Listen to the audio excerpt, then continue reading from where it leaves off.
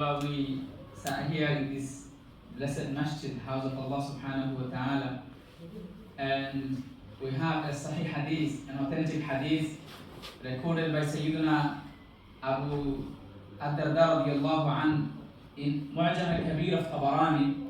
Hadith says that Rasulullah sallallahu alayhi wa sallam encouraged his ummah to come to masjid not only just to perform daily 5 salawat, but also to learn and to educate each other, to teach each other.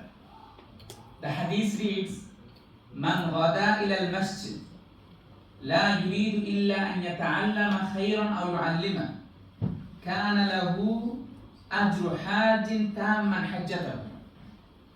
If someone comes to masjid with the intention of learning or teaching something good, then Rasulullah sallallahu alayhi wa sallam is saying that individual, that person, will receive the reward of a completed Hajj, Nafal Hajj. Generally, when we hear this kind of hadith, it seems like it's exaggeration, too much. Just I will do something and I get so much reward. But this hadith has been authenticated by ulama. Allama Nuruddin Haythami, the teacher of Hafiz ibn Hajar Asqalani, and other ulama, they commented on the hadith as it's sahih. So, mashallah, those of us who are sitting here for an hour or so, inshallah, we hope from Allah subhanahu wa ta'ala that He will give us, He will grant us this reward of sitting in the masjid for the intention of learning and teaching each other. My brothers and respected elders, because today's event is mostly about our children's graduation, mashallah, they have completed a full year, academic year of studying Maktab, Qaida, Quran, Juz'am, etc. So therefore, I'd like to address our respected parents. And just before Maghrib, we were listening to Maulana Fazil Chaudhry, mashallah, he was also talking about our responsibility. I just want to continue from that discussion of Maulana Fazil sir. And I want to say, my brothers, elders, we are here in this country, it's not a Muslim country, non-Muslim majority country. And that's not a big issue. We have seen right from the beginning of Islam that Muslims have been migrating, have been traveling from one land to another land for different reasons. Our beloved Prophet Muhammad sallallahu alayhi wa sallam, he was also migrant. He was a muhajir. He migrated from Makkah al-Mukarramah to Medina Munawwara. Sahaba did as well.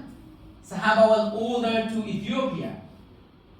And not only that, we find Sahaba's qabr, Sahaba's grave today. We can see some of the Sahaba, they traveled to China all the way, to many other parts, to Istanbul as well. We see Sayyidina Abu Ayyub al-Ansari radiallahu anhu. We find Sahaba's qabr graves in Cyprus nowadays, in many other places. So Sahaba did travel for the intention of, for different reasons, da'wah reason, business reason, many other reasons. So our forefathers, parents, elders, they came to this country as well. Maybe to, work, to earn some money. And that's not a big issue, as long as we are within the limits and boundaries of Sharia. Now, my brothers and elders, when we look at the Quran and Sunnah, we find Allah subhanahu wa ta'ala said, clearly declared that Inna al-arda lillah. The whole universe belongs to Allah subhanahu wa ta'ala. So we as Muslims, as believers, as the servants of Allah, wherever we go, it's our home. It's not like we are foreigners in any country. We are not foreigners here. We are not foreigners in any country. Anywhere we go, it's the land of Allah. So we are traveling from one home to another home. We are traveling home. We find in Sahih Muslim a hadith, authentic hadith recorded by Abdullah ibn Umar radiallahu anhu. Sayyidina Abdullah ibn Umar recorded that Rasulullah sallallahu alayhi wa sallam says, "Innama ju'ilat liyal ardu masjidan wa tahura." The whole dunya, the whole earth, the whole universe has been made for me, for my ummah, masjid. a place of worship, a place of sujood, wa tahuran, a means of purification as well. Brothers, we can do tayammum with the soil, with the mati, with the soil of Bangladesh. We can do the tayammum with the soil of England. Any country, doesn't matter where we get the soil, as long as it's clean and pure. Khalas, tayammum is valid. We can perform our salah in any country, be it in Asia, be it in Africa, be it in Arab, be it in West, doesn't matter. So for Muslim, there is no foreign land, there is no foreign country. Wherever we go, we are traveling our home. We need to make it our home.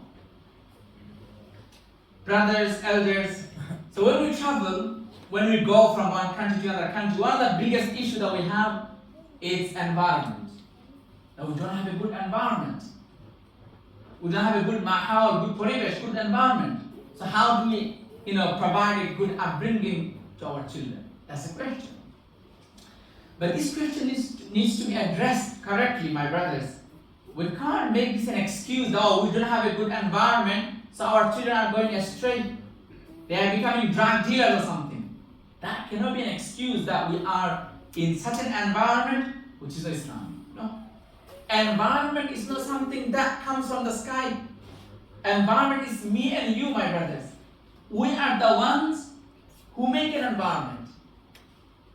So who are we blaming them? We should blame ourselves that we didn't make the environment.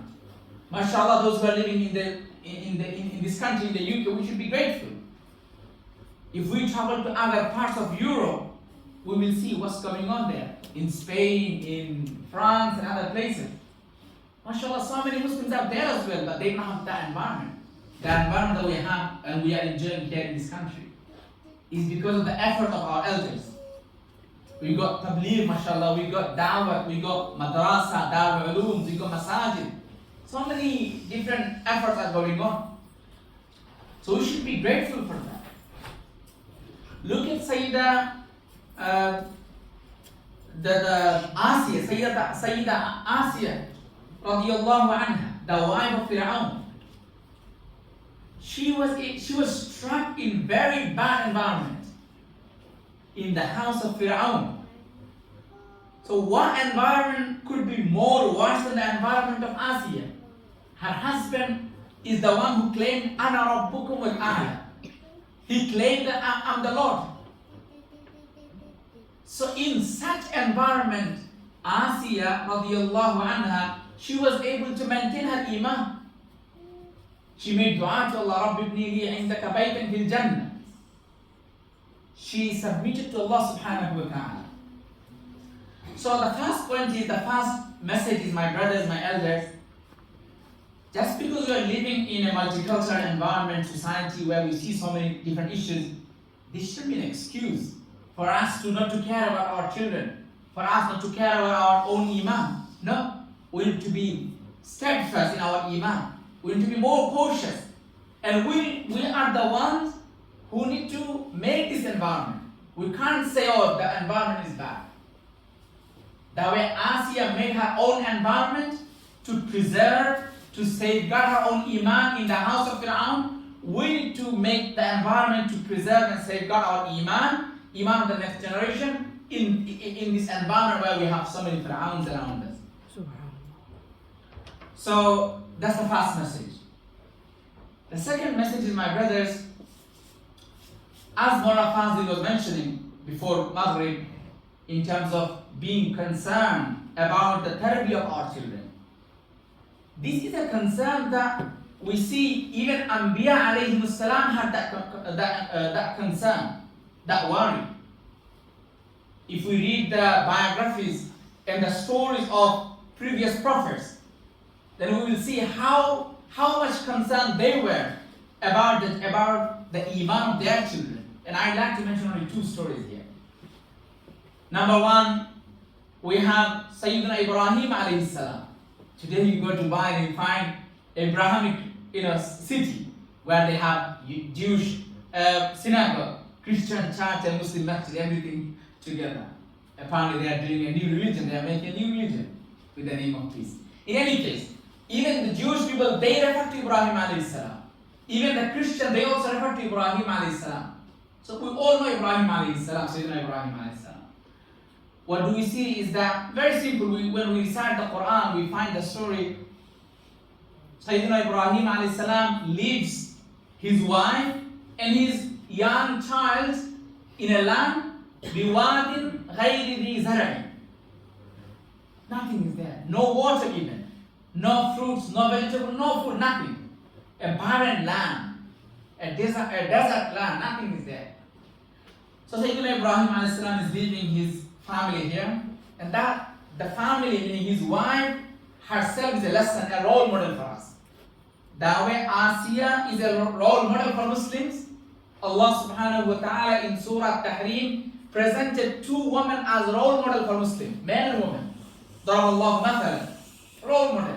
One is Maryam and another is Asiya radiyallahu anhuma.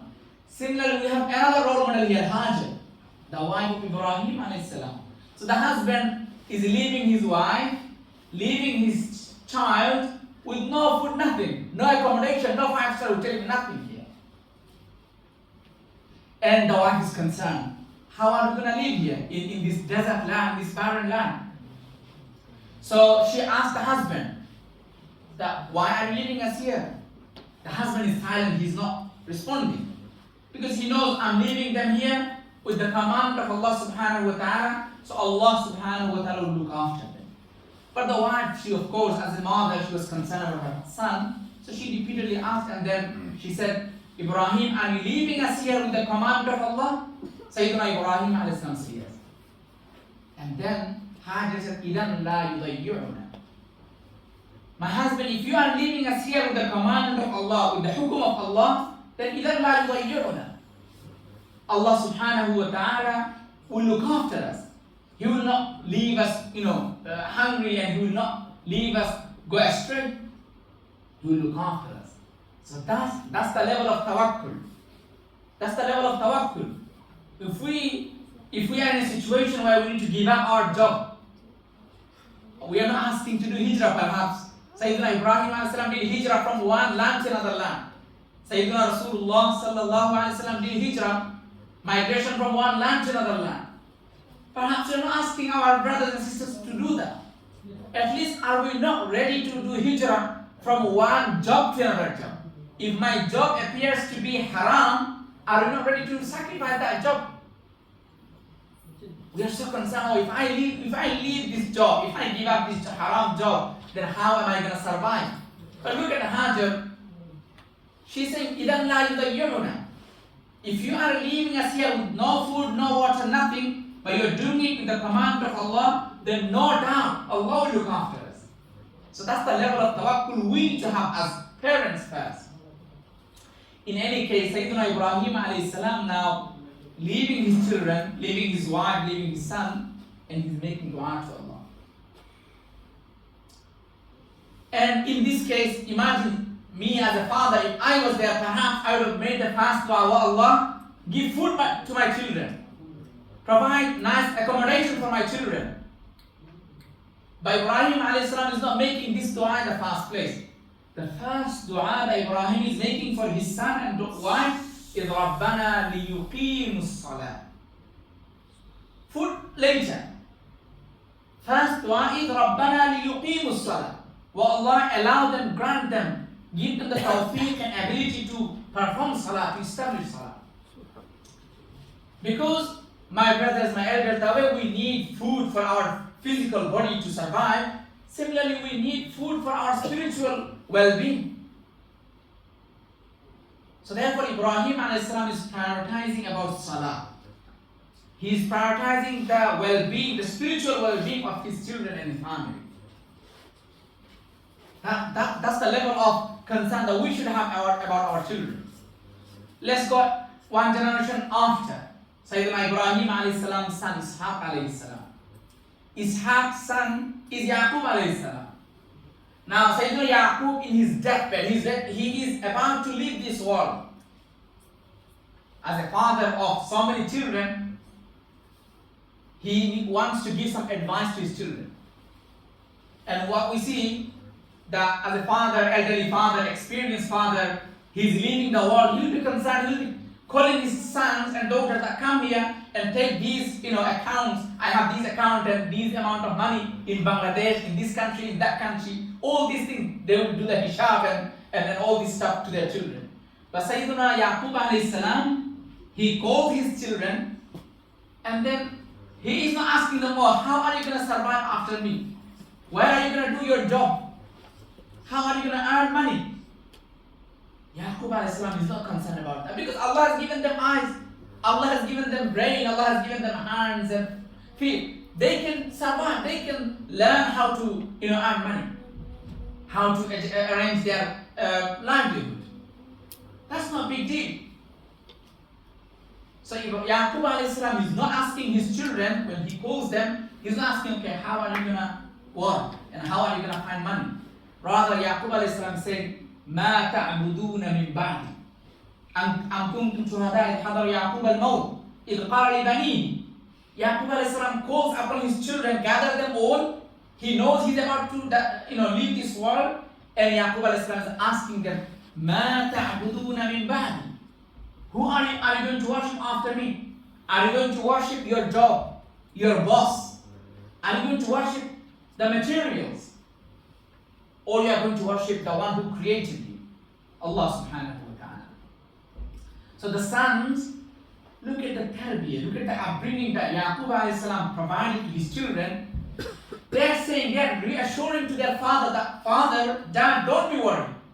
Don't worry at all. We'll worship the one. They could have just said, Na'budullah. We'll worship Allah. They could have said this to their father, that, Father, don't be concerned. After you leave us, after you die, we will not worship shaitan, we will not worship anything else, we will worship Allah subhanahu wa ta'ala.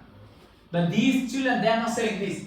They are saying, نَعْبُدُ إِلَهَكَ وَإِلَهَ آبَائِكَ إِبْرَاهِيمَ وَإِسْمَاعِيلَ وَإِسْحَاقَ. They are saying, we will worship your Rabb, your Ilah, your Lord. Why is that? The children is telling their father, the father have complete peace of mind. We will not go astray, we will not go away from your teachings. We will be steadfast in your teaching. So the Rabb that you showed us the path to, will worship that Rabb. We will not worship anyone else. That's why they're saying, Na'budu ilahaka. They are attributing this to their father. And then they're saying, وَنَعْبُدُ إِلَهَكَ وَإِلَهَ آبَائِكَ, the Rabb of your forefathers. Of your forefathers meaning Ibrahim, our grandfather. And then they, actually great-grandfather. And then Ismail or Ishaq. They didn't need to mention Ismail's name, because Yaqub alayhi salam is the son of Ishaq. Yaqub is not son of Ismail. So for them, for the children of Yaqub alayhi salam, Ismail is not actually grandfather. He's the brother of the grandfather. But subhanallah, the children, they are so mu'addab, they got so much tarbiyah and adab that they are mentioning even the name of Ismail alayhi salam. They have the family lineage. They know about the family lineage. Today our children, they don't even know their close family members. Forget having respect for them. Family members come to visit our children and they are busy with their devices. They are in their rooms. The guest comes in the sitting room and we serve some food, khalas, go. We don't introduce our children to our family members, and we don't introduce our family members, relatives to our children. That's why they don't know each other. Family system is so weak nowadays. And that is also the reason why we are feeling so stressed nowadays in this country or in the West. In any case, my point was that Sayyidina Ibrahim alayhi salam, the first dua that he made wasn't about food or accommodation, it was about salah. It was about the spiritual well-being of his children. Similarly, Sayyidina Yaqub alayhi salam, in his deathbed, when he was leaving the dunya, he wasn't concerned about the future life of their children in terms of money. Rather, he was concerned about their ibadah. Who are they going to worship after him? So, now we as parents, as guardians, as we are living in this society, we need to take this responsibility of teaching our next generation. And it's not enough just to send them to Maktab for 2 hours. It is important to send them to Maktab. But if our homes are not a good environment, then how can we expect our children to become angels and farishta just by going 2 hours to Maktab? So tarbiyah should start from home. And here, inshallah, in today's reminder, I would like to highlight a few things that me as a father and all of us as guardians, as parents, we need to maintain in order to provide a good upbringing to our children. And the first thing is, my brothers, there was an Algerian scholar. He was a Muslim thinker, Algerian Muslim thinker. His name is Malik bin Nabi, famous writer and author. So a young man came to Malik bin Nabi with his son, only 2 years old son. So the young man came to this elderly, experienced scholar, Malik bin Nabi, with his son, only 2 years old son. And Malik bin Nabi, meaning that person asked to Malik bin Nabi, that Shaykh, please advise me, how shall I provide a good tarbiyah and good upbringing to my son? So Malik bin Nabi, he said, قَدْ أَخَرْتَ عَلَيَّ. He said, you are too late to ask me this question. So the question was very strange. How could you say I'm late to ask this question? My son is only 2 years. He didn't even go to, he's not in the age of going to anywhere. So why are you saying that I'm too late to ask this question? Malik bin Nabi then explained that, look, the tarbiyah of your son doesn't begin by sending him to school or maktab or madrasa. It begins before even you married. Who did you marry? How did you marry? How did you get this son to the world? Like, what type of food do you have? Is your earning halal or haram? All these things matter. We can't just say, okay, I'll go to masjid, Talimul Quran for 5 times salah, suddenly and just my son will become an angel. That will not happen. Tarbiyah is something that is to begin from the first stage. So then, first stage for all of us here is that we need to think about our own self, ourselves. We need to reflect on our own amal. My brothers, my elders, we see the Sahaba Ikram, the companions of Rasul sallallahu alaihi wasallam, the companions radiallahu anhum, despite being so close to Rasulullah sallallahu alaihi wasallam, despite some of them getting the guarantee of going to Jannah, still they were cautious about their Imān. Today we go to masjid for 5 times, not even 5 times, only for Maghrib, maybe only for Zuhur. Fajr is never happening. We go for a few times to masjid and we think we are Pakka Muslim, we are solid believers. Look at Sayyidina Ibrahim, Sayyidina Hanzala radiallahu anhu. Hanzala, a great Sahabi. It is mentioned in Sahih Bukhari. One day he comes to Rasulullah sallallahu alayhi wasallam and he says, Ya Rasulullah, nafaqa Hanzala. Your Hanzala has become munafiq. Can you imagine? Hanzala is a great Sahabi. Still he comes to Rasulullah and he says, Ya Rasulullah, your Hanzala has become munafiq. Of course, Rasulullah knows that person. And Rasulullah is aware that Hanzala is not munafiq. His Imān is very strong. Everything is fine. Maybe he's concerned about something, that's why he's asking this question. So Rasulullah said, Oh ma hada, yani, what's going on? What is that? Why are you saying that you become munafiq? Hanzala said, Ya Rasulullah, nakunu indak. تذكرنا بالنار والجنة كأنهما رأي عين. Ya Rasulullah, we come to your gathering in Masjid Nabawi and then you remind us of Jannat, Jahannam, hereafter, etc. And our spiritual side, our spiritual state has become so strong that as if we can see Jannat and Jahannam with our eyes. Our Imān becomes so solid and so strong. ثم إذا خرجنا من عندك. However, when we leave your home, when we leave your masjid, your majlis, وعافسنا الأزواج والأولاد والضيعات, and then we mix with our family members, our wives, our children, and we get involved with all other worldly matters and affairs. نسينا كثيرا من ذلك. We tend to forget many of these things. So my spiritual status doesn't remain same. When we are in your presence, Mashallah is very strong, as if we can see everything.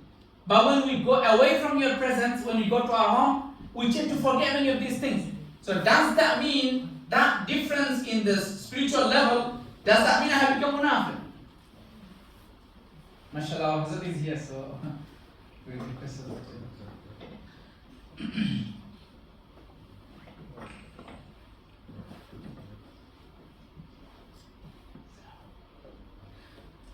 So does that mean I have become munafiq? Of course, it's not about hypocrisy of Imān, it's hypocrisy of Ahmed. My status is different in your presence, in outside of your masjid. So therefore, is there any issue with my Imān? Sayyidina Rasulullah sallallahu alayhi wa sallam said, look, Hanzala, لو تدومون على ما تكونون عندي لصافحتكم الملائكة على فرشكم وفي طرقكم. If you were to remain in the same status of Imān and spirituality inside the masjid and outside the masjid, then the angels would have done musafaha with you. So I mean that is a great level. However, look, for everything, for the dunya and for akhirah, for everything there is a time. Sa'atun wa sa'a. Sa'atun lil dunya wa sa'atun lil akhirah. We need to maintain dunya as well. We need to earn halal so that we can provide to our family, so that they don't hatta la yatakaffafu, so that they don't have to beg to people. So that's the responsibility in terms of dunya. And that is the beauty of Islam, my brothers. It teaches us to combine between din and dunya, to have a balance. Not to be so indulged into dunya that we forget our responsibility of akhirah. رَبَّنَا آتِنَا فِي الدُّنْيَا حَسَنَةً وَفِي الْآخِرَةِ حَسَنَةً. Both. We shouldn't وَلَا تَنْسَ نَصِيبَكَ مِنَ الدُّنْيا. We should have a combination, a balance in our approach to dunya and akhirah. In any case, according to what Sayyidina Hanzala radiallahu anhu, despite being such a great Sahabi, he is concerned about his Imān. Sayyidina Umar radiallahu anhu used to go to Huzayfa ibn Imān radiallahu anhu. Huzayfa was given the title Sahibu Sirri Nabi sallallahu alayhi wa sallam, secretary. Rasulullah informs Huzayfa about the secrets. In fact, to the level that Rasulullah gave the list of munafiqun of Medina to Huzayfa ibn Imān radiallahu anhu. So Umar radiallahu anhu comes to Huzayfa and says, Huzayfa, I'm not asking you to disclose all the names of munafiqun to me. But can I ask you, A'ana min al-munafiqeen, is my name listed in that list of munafiqun in Medina? Can we imagine Umar radiallahu anhu, who has been granted the khushkhabri, the glad tidings of Jannah in dunya, despite that he is concerned about his Imān, he is concerned about his own amal and Islam. So the first responsibility, the first duty is for all of us that we need to fix ourselves. We need to reflect on our own amal as parents, as guardians. We can't expect our children to be good if we ourselves are corrupted. That's the first thing. The second thing is we need to also be careful about our earning. Even though it falls under the first category, but it's separate responsibility. If we earn halal, if we are providing to our children from haram income, then how can we expect our children to become good? Sayyidina Nu'man ibn Bashir radiyallahu anhu records the famous hadith that إِنَّ اللَّهَ طَيِّبٌ وَلَا يَقْبَلُ إِلَّا طَيِّبًا. The hadith long and then said, ثُمَّ ذَكَرَ الرَّجُلُ يُطِيلُ السَّفَرَ. A man is in trouble. Traveling, he's in the journey. Maybe physical journey, he's going somewhere. Or let's say spiritual journey. يُطِيلُ السَّفَرَ. So long journey. أَشْعَثَ أَغْبَرَ. His hair is not tied. Everywhere is dust in his body. So you can imagine how tired and exhausted that musafir is. And we have hadith, so many hadiths telling us that if a musafir makes dua, that's most likely to be accepted. Muslims dua, musafir dua, Ruzadars dua, these duas are most likely to get accepted. But this musafir, despite being a musafir and despite being exhausted in his journey, Rasulullah sallallahu alayhi wa sallam saying, Mat'amuhu haram, mashrabuhu haram, malbasuhu haram, everything, food is haram, drink is haram, and clothes is haram even. And my brothers, when we talk about tayyib and halal, they are not really one same thing. They are two different things. Halal and tayyib. Halal means we understand something not haram. But tayyib, something good. So it's beyond halal. I don't have time to go to that discussion, but let me give you an example, very simple. Let's say something could be halal, but it's not tayyib for us. So if we want to give an example, let's say fizzy drink. So maybe from a fiqhi perspective, if you ask a mufti, maybe the mufti sahib will say, okay, that fizzy drink is halal. It falls under the category of halal. But it may not be tayyib for us. We see these drinks, these food that we have, fast food and everything outside, how healthy they are. In fact, they are destroying our health. Destroying these stuff, destroying our health. So Rasulullah is saying in this hadith that this man, he's a musafir, he's a traveler, he's exhausted, his dua should have been accepted. But because his food is haram, drink is haram, earning is haram, everything is haram, فَأَنَّا يُسْتَجَابُ لَهُ. How can his dua be accepted? So we as parents, we make dua, mashallah, Rabbi hab min as-salihin, Rabbana hab lana min azwajina wa dhurriyyatina qurrata a'yun. We may be making these du'as again and again, even in our tahajjud. We never thought about our earning. Where are we getting this money from? So despite doing tahajjud, despite doing all these du'as, our du'as will be completely rejected because our income is haram. So therefore, my brothers, the second responsibility, the second checklist that we need to look for is our income before we think about the education and upbringing of our children. Number 3. The third thing is, ulama say, it's not hadith. Ulama say, if you want to have your children to be good, they need to follow these procedures. 3 stages of the children's life. Number 1, Rabbih sab'an, Adibhu sab'an, and then finally Sahibhu sab'an. So number 1 is 21 years basically course for parents to the children. So he's saying, the ulama say, for the first 7 years of your children, you should do tarbiyah. Just to teach them how to go to the toilet, how to not to waste the water when they are using the water, etc. And these simple things. MashaAllah, today we have access to water. We don't even realize how much water we are wasting every day. We go to washroom and we don't instantly just water falling and we are wasting the water. But if we look at the situation in Gaza, look at Sudan, look at other countries, our brothers and sisters are struggling to have access to fresh water, pure water. So these are the simple things that we need to instill in the mind of our children right from the beginning in these 7 years, first 7 years. For the next 7 years, discipline them. Take them to masjid, command them to perform salawat, teach them how to be good and nice to others, kind to others, etc., etc. So these ta'aleem and adab should be done for those 7 years. And for the last 7 years, 15 to 21, for those 7 years, ulama say, sahibuhu, provide him good company, give him good suhbah. My brothers and my elders, if we think about our situation here, let's say, it's very sad, very, very sudden. We take our children to maktab when they are, let's say, age 5, 6, 7, and we allow them to do Qaida, Juz Amma, Quran. And let's say they finish their Quran by the age of 13 and 14. And then what happens? They graduated from the maktab, finished. And then now they are out and about. They're in the streets. They have nowhere to go. They finish their school, college, whatever it is. And after that, for the evening, they don't have maktab anymore.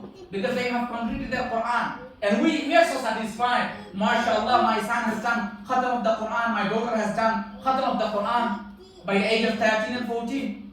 And then they come from school and they go with their friends out, we don't even care. But these are the 7 years, very crucial and very important years. 7 years. And that's why I would request our makatib, our masajid to facilitate for our children, even for those 7 years as well. Maktab shouldn't end by just finishing Quran. There should be easy and simple courses, basic courses, even after the completion of Quran.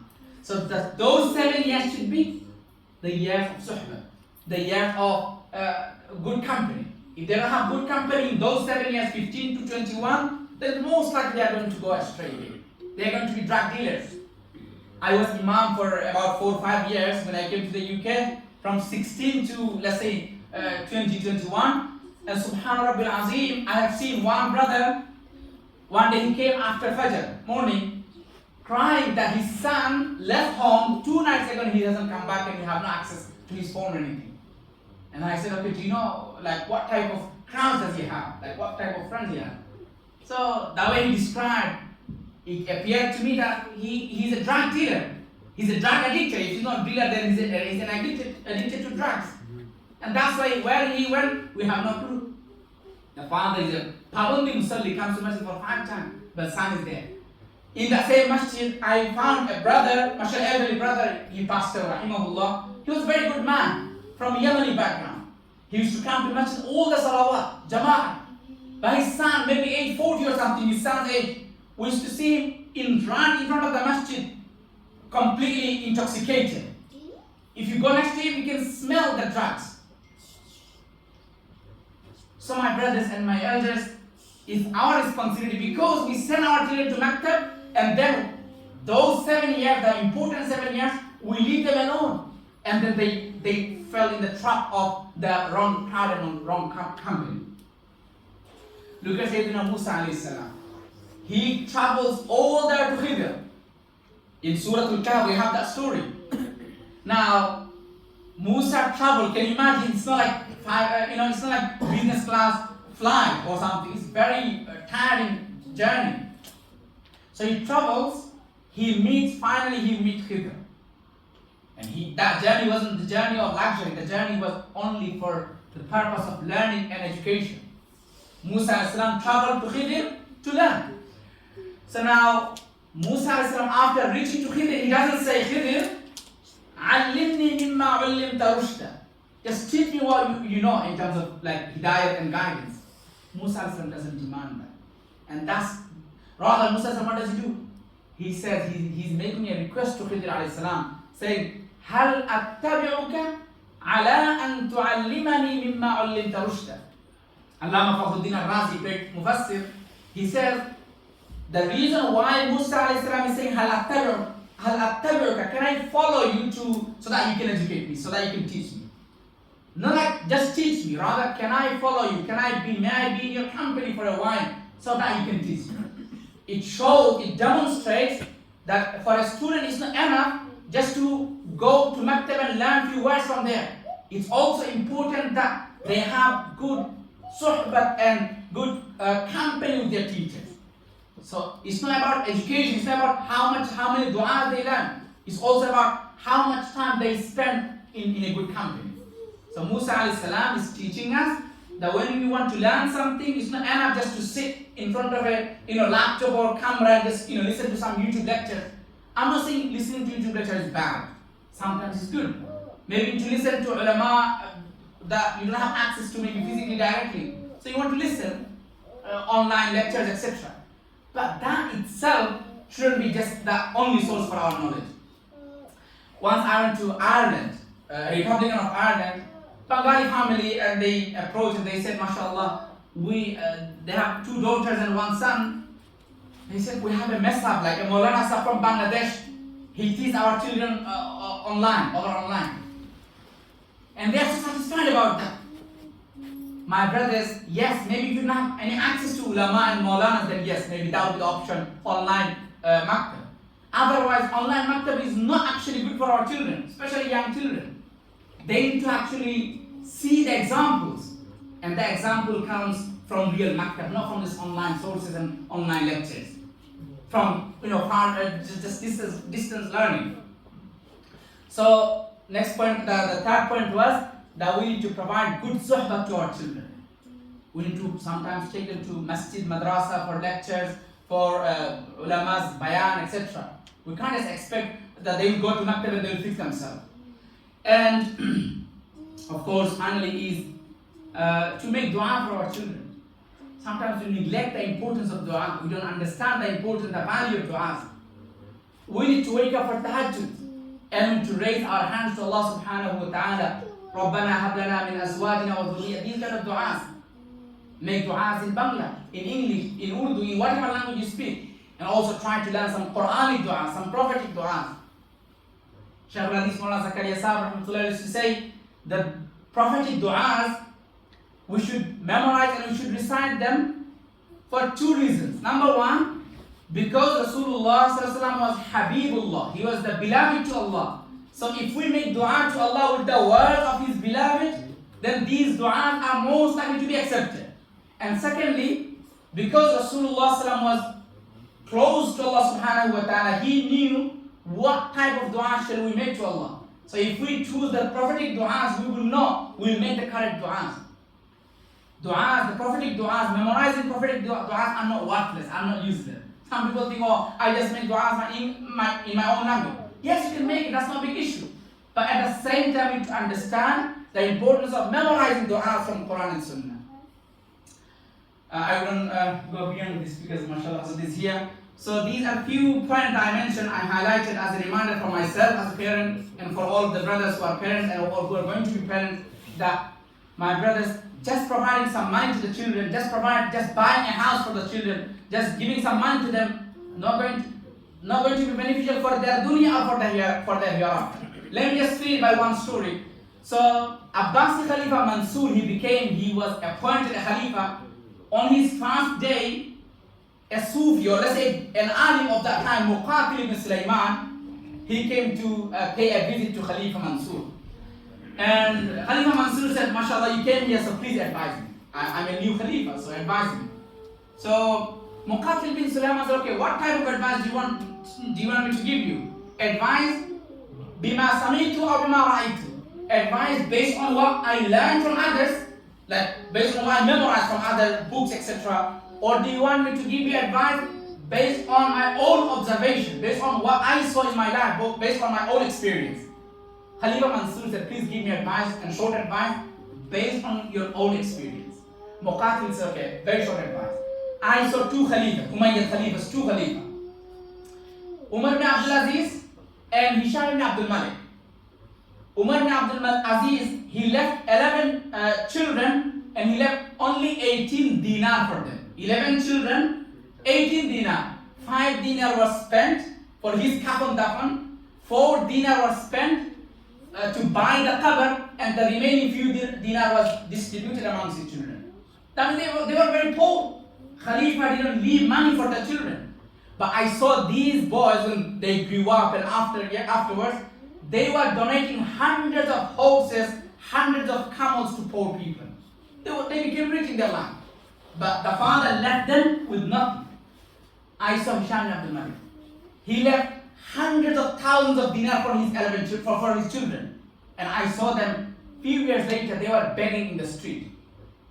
So the father left so much money, but the children were begging in the street. So it's not about how much money you're living with your children. It's more so about what are you living with your children? Ibadah, Tawheed, Imān, and tarbiyah and education. If we can leave our children with this stuff, inshallah, our children will have dunya and akhirah both. May Allah subhanahu wa ta'ala allow us to reconnect ourselves with Quranic teachings, with prophetic teachings, and may Allah subhanahu wa ta'ala allow us to make efforts to provide good tarbiyah to our children. Wa akhiru da'wana alhamdulillahi rabbil alamin.